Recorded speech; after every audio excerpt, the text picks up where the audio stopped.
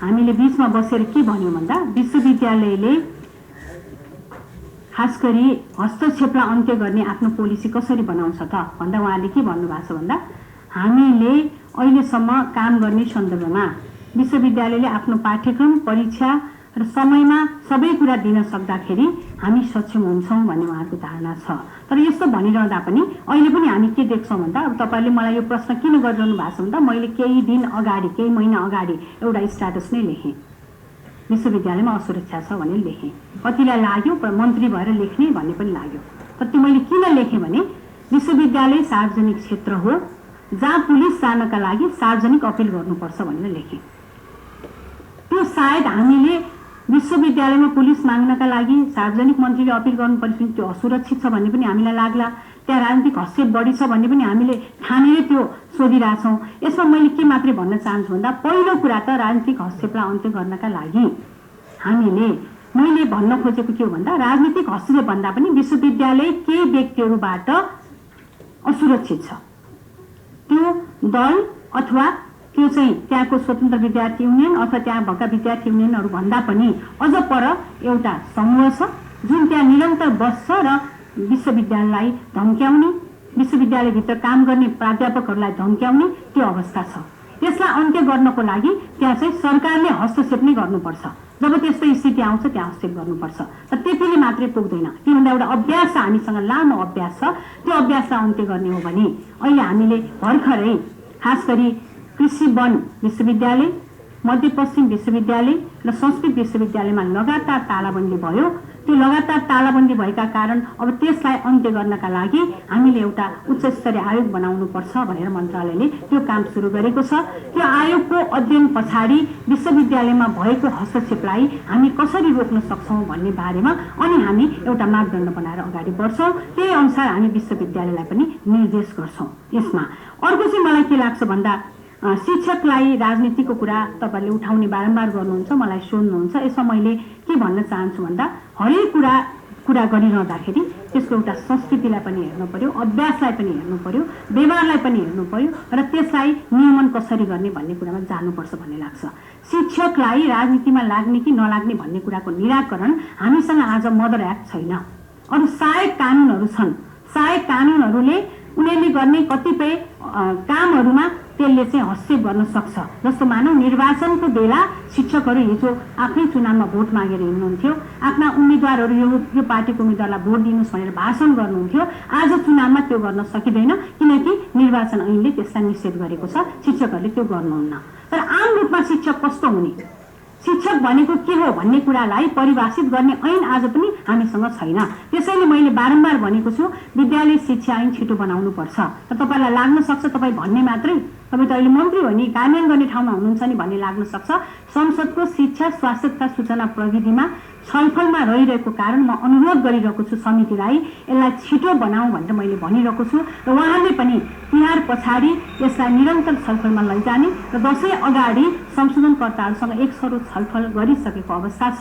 त्यसैले मलाई के लाग्छ भन्दा हामीले विद्यालय शिक्षा ऐनलाई छिटोभन्दा छिटो पारित गर्यौं भने हामीले आज जति पनि व्यक्तित्वहरू विद्यालय क्षेत्रभित्र देख्छौं त्यसलाई अन्त्य गर्न सक्छौं र शिक्षकहरू कस्तो हुने भन्ने कुराको परिभाषा पनि त्यो ऐनले गर्छ। जसले गर्दा हामीले पटक पटक आफ्नो उपलब्धिका रूपमा यतिजनालाई कारबाही गर्यौं भनेर सरकारले प्रस्तुत गर्नुपर्ने अवस्था म देख्दिन। अर्को कुरा मलाई के यहाँ तपाईँले गर्नुभएको कुरामा खास गरी दशरथचन्द विश्वविद्यालयको कुरा यहाँले प्रश्न गर्नुभएको छ र सुदूरपश्चिममा किन भएन मेडिकल कलेज, अरूमा भयो भन्ने यहाँको प्रश्न छ। दशरथचन्द विश्वविद्यालयको मेडिकल विश्वविद्यालयको ऐन अहिले संसदको समितिमा पुगेको छ। त्यसको छलफल सुरु गरौँ भनेर एक दिन हामीले छलफल पनि समितिले राखेको थियो। त्यो दिन छलफल गर्न सकिएन र हामीले विद्यालय शिक्षा ऐन सँगसँगै प्यारलली त्यसलाई छलफलमा लैजाने भनेर समितिले निर्णय गरेको छ र त्यो काम अगाडि बढ्छ। मेडिकल कलेजको हकमा दशरथचन्द विश्वविद्यालय बन्ने अवस्थामा रहेको हुँदा विश्वविद्यालय नै बनेको अवस्थामा छुट्टै मेडिकल कलेज अहिले चाहिँदैन भन्ने खालको कुरा भएपछि विश्वविद्यालय निर्माण गरेर जाउँ भन्ने ठाउँमा सरकार पुगेको हो। अब अर्को चाहिँ मलाई के लाग्छ भन्दा यो विपदको अवस्थामा विद्यालयहरू कहिले खुल्छन् भन्दा हामी बीचमा मैले ललितपुरका केही विद्यालयहरू दशैं अगाडि खुल्छन्, केही तिहार अगाडि खुल्छन् भनिसके पछाडि केही अनुगमन पनि गरे, उहाँहरूलाई गएर भेटे र उहाँहरूको त्यहाँ पुग्दाखेरि के देख्यो भन्दा खास गरी कन्दुसम गाउँपालिका जहाँ विद्यालय नै कोल्याप्स भएको अवस्था थियो, त्यसै गरी गोदावरी नगरपालिकामा पनि एउटा आधारभूत विद्यालय कोल्याप्स भएको अवस्था थियो।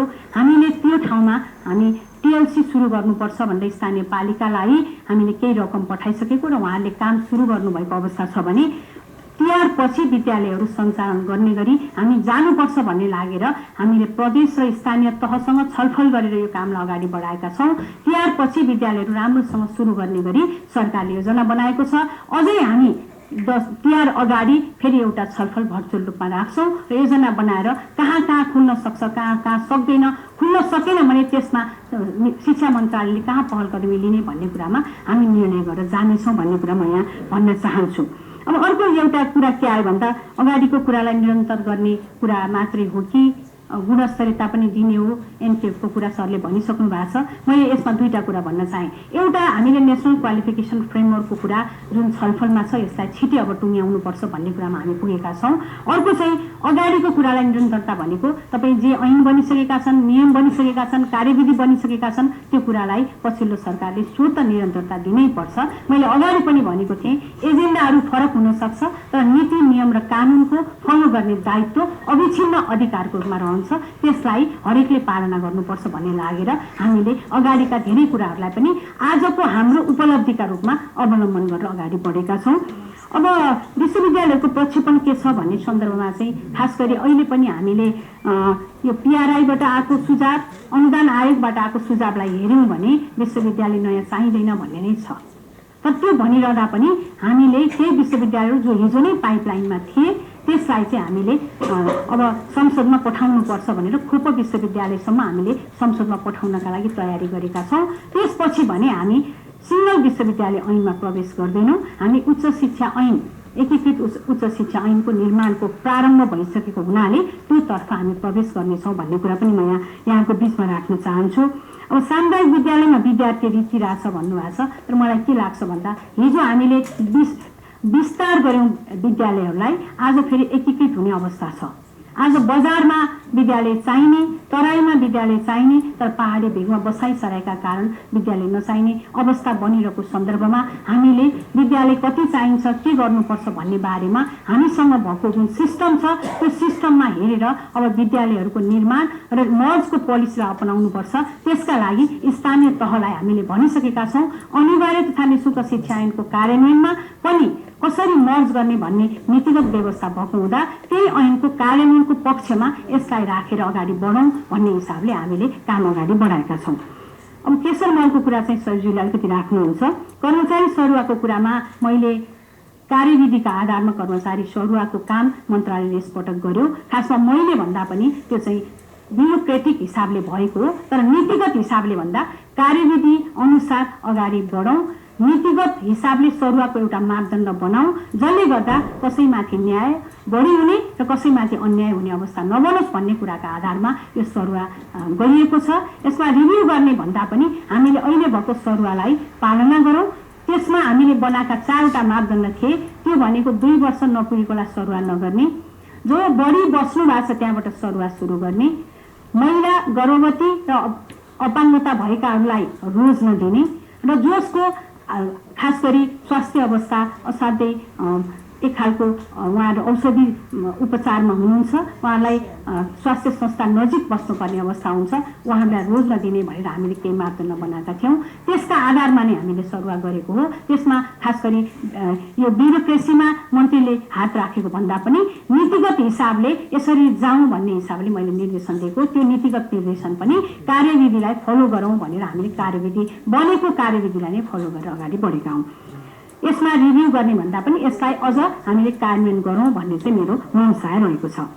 अब सरकारी र निजीमा परीक्षाको तुलना गर्दा अहिले पनि हामीले सरकारी विद्यालयहरूलाई अझै मजबुत बनाउनुपर्छ र त्यहाँ चाहिँ परीक्षालाई अझ व्यवस्थित गर्नुपर्छ भनिरहँदा निजी क्षेत्रको परीक्षा राम्रो छ भन्ने कुरा त हामी गरिरहेछौँ, तर सरकारी विद्यालयहरूलाई निजी क्षेत्रको परीक्षा र नतिजा राम्रो छ भनिरहँदा पनि त्यहाँभित्र पनि समस्याहरू छन्। त्यो त्यो समस्यालाई खोजी गर्नुपर्छ भन्ने कुरामा पनि हामी पुगेका छौँ। तर मूल रूपमा आज हाम्रो दायित्व भनेको सार्वजनिक विद्यालयहरूलाई व्यवस्थित गर्नु, सार्वजनिक विद्यालयको नतिजालाई प्रभावकारी बनाउनु, उपलब्धिपूर्ण बनाउने दायित्व चाहिँ सरकारको हो। त्यसतर्फ हामीले पूर्ण रूपमा काम गर्नुपर्छ भन्ने कुराप्रति हामी प्रतिबद्ध छौँ। त्यसैले परीक्षा प्रणालीको सुधारको विषय महत्त्वपूर्ण विषयका रूपमा हामीले उठाएका छौँ। अब यो विशेष छात्रवृत्तिको कुरा चाहिँ अलिकति सिटिभिटीले थोरै भनिदिनु भए हुन्थ्यो। अब यसमा मैले सिटिभिटीको छात्रवृत्तिको विषयमा पटक मैले कुरा गरिरहँदा पनि त्यसको स्पष्टता अझ मैले प्राप्त गरिसकेको छैन। मैले उहाँहरूलाई छात्रवृत्ति वितरणको सबै स्पष्ट रूपमा परिषदमा ल्याउनका लागि निर्देशन दिएको छु। परिषद बैठकमा हामीले यसलाई कसरी जाने, यसले कहाँनिर मर्का पारेको छ भन्ने बारेमा छलफल गरेर जान्छु भन्ने कुरा म यहाँको बिचमा राख्न चाहन्छु। अब अर्को चाहिँ के भन्दा कार्ययोजना त बन्यो तर पछि के भयो भनेर भन्नुभएको छ। अनिवार्य तथा निःशुल्क शिक्षा ऐनको कार्ययोजना हामीले खास गरी 100 दिनको उपलब्धिका रूपमा त्यसलाई राखेका थियौँ। त्यो कार्ययोजना व्यापक छलफल गर्यो हामीले। कार्ययोजना निर्माण मस्यौदा तयार गर्यो, मस्यौदा तयार गरेपछि त्यसलाई वेबसाइटमा राख्यो। वेबसाइटमा राखिसके पछाडि हामीले स्थानीय र प्रदेशसँग पनि त्यसका बारेमा छलफल गर्यौँ। स्थानीय प्रदेशसँगको छलफलपछि हामीले पिआरआईमा पनि त्यसलाई डिस्कसन गर्यौँ। त्यसपछि मात्रै यो कार्ययोजनालाई हामीले पूर्ण रूप दियौँ। अहिले हामीले मस्यौदा मात्रै होइन, कार्ययोजना सहितको कार्यान्वयन गर्ने गरी अगाडि बढ्नका लागि हामी तयार भएका छौँ। के सुरु गर्नु हो भन्दा अघि मैले भने हामीले मूल रूपमा दरबन्दीको मिलान गर्ने कुरा र खास गरी विद्यालय कति चाहिन्छ चाहिँदैन भन्ने कुरा। अर्को कुरा भनेको निःशुल्क गराउनका लागि सरकारले शिक्षामा लगानीलाई बढाउनुपर्छ भन्ने कुराका आधारमा हामीले काम गरिरहेका छौँ र हामीसँग भएको अहिले भएको स्रोत विनियोजनलाई हामीले व्यापक रूपमा कसरी परिचालित गर्ने भन्ने कुरामा पनि हामीले केही कार्ययोजना तयार गरेका छौँ। त्यसमा मङ्सिरसम्म हामीले एउटा उपलब्धिलाई प्रस्तुत गर्ने गरी अगाडि बढ्नुपर्छ भन्ने कुरामा मन्त्रालय तयार भएको छ। र अर्को भनेको खास गरी कार्ययोजनाको त डेट मात्रै हो, तर हामीसँग त ऐन नै छ नि। त्यो ऐनलाई कसरी प्रभावकारी रूपमा कार्यान्वयन गर्ने भन्ने कुरा चाहिँ आज मन्त्रालयले मूल रूपमा बोकेको विषय हो भन्ने कुरा म यहाँको बिचमा राख्न चाहन्छु। अर्को चाहिँ मैले यहाँ खास गरी यो पुरानो पाठ्यक्रम अनुसार प्रश्न सोधिएको भनेर यहाँले भन्नुभएको छ। त्यो विश्वविद्यालयलाई मैले बैठकमा पनि भनिसकेको छु, भेटघाटमा पनि भनेको छु र औपचारिक रूपमा मन्त्रालयमा उहाँहरूसँगको छुट्टै बसेको हाम्रो बैठकमा पनि स्पष्ट रूपमा के निर्देशन दिएको छु भन्दा मन्त्रीले मूल रूपमा सकुलपतिका हैसियतले निर्देशन दिन पाउने अधिकारलाई प्रयोग गर्दै निर्देशन के दिएको छु भन्दा यहाँहरूको परीक्षाका बारेमा उठेका सबै सवालहरूमा कसरी व्यवस्थित गर्ने भन्ने खाका विश्वविद्यालयले बनाउनुपर्छ र त्यो कार्य प्रारम्भ गर्नुपर्छ। कपी हराएको केसमा छानबिन पछि आएको प्रतिवेदनलाई कार्यान्वयन गर्नका लागि विश्वविद्यालय तयार हुनुपर्छ भनेर मैले लिखित रूपमा समेत उहाँलाई निर्देशन पठाइसकेको छु। मौखिक रूपमा धेरै पटक निर्देशन दिएको छु र यो पाठ्यक्रम अनुसार प्रश्नपत्र नआएको भन्ने सवालमा पनि हामीले छलफल गरेका छौँ। त्यसका बारेमा विश्वविद्यालयले आफूले छानबिन गरेर अगाडि बढ्ने प्रतिबद्धता हामीसँग व्यक्त गरेको छ र थप अझै व्यवस्थित गर्नका लागि विश्वविद्यालयसँग बसेर छलफल गरेर अनुदान आयोगसँग पनि हामीले छलफल गरेर केही काम गर्नका लागि विश्वविद्यालयलाई अनुरोध गरेका छौँ। अब अर्को भनेको शिक्षा विधेयक कहिले आउँछ भन्ने कुरा मैले अघि पनि भने। तिहार पछाडि हामी निरन्तर छलफल गर्ने भनेर भनेका छौँ। त्यसका लागि समितिसँग एउटा छलफल हामीले के गरेका छौँ भने त्यो विधेयकमा असाध्यै धेरै संशोधन परेको हुँदा त्यसलाई हामीले 3 हिसाबले उपसमिति बनाएर जाने कि भन्ने कुरा पनि हाम्रो एउटा छलफल भएको छ। समितिमा लैजानका लागि उपसमितिले एउटा अभ्यास गर्यो भने त्यो छिटो हुन्छ, छरितो हुन्छ भन्ने हिसाबले मस्यौदा विधेयकको अध्ययन गर्ने र त्यो मस्यौदा विधेयक र संशोधनसँग म्याच हुने कुराहरू के हुन् भनेर छुट्याउनका लागि एउटा उपसमिति, संशोधनकर्ताहरूकै बीचमा रहेका सहमतिका कुराहरूलाई छुट्याउनका लागि एउटा उपसमिति, त्यसमा फरक मत रहेका कुराहरूलाई छुट्याउनका लागि अर्को उपसमिति र ओभरअल रूपमा सरकारवालाहरूले दिनुभएको सुझावहरूलाई अध्ययन गर्नका लागि एउटा उपसमिति बनाएर जाने अवस्थाले यसलाई छिटो निर्माण गर्न सकिन्छ भन्ने बारेमा चाहिँ समितिसँग एउटा खालको समझदारी भएको छ। त्यसको आधारमा उहाँहरूले हामी अगाडि बढ्छौँ भन्ने कुरा चाहिँ गर्नुभएको छ र तिहार पछाडि हामी यो काममा असाध्यै तदारुकताका साथ लाग्नेछौँ भन्ने कुरा म यहाँहरूलाई भन्न चाहन्छु। अब निःशुल्क थेग्न सक्छ भन्दा निःशुल्क थेग्न सक्नका लागि सरकार तयार हुनुपर्छ। सरकार तयार भयो भने निःशुल्क गर्न सक्ने हामीसँग थुप्रै आधारहरू छन्। किनकि अनिवार्यता निःशुल्क शिक्षा ऐनले शिक्षा कोषको व्यवस्था गर भनेर भन्छ। आज हामीले आइटम वाइज जति पनि वितरणहरू गरिरहेछौँ त्यसको अनुगमनको परिपाटी पनि हामीले विकास गरेका छैनौँ। हामीले शिक्षा कोष निर्माण गरेर काम गर्यौँ भने स्थानीय तहहरूले थुप्रै स्थानीय तहले आज पनि निःशुल्क गरेका उदाहरणहरू हामीसँग छन्। पाठ्यक्रमहरू निर्माण गरेका उदाहरणहरू हामीसँग छन्।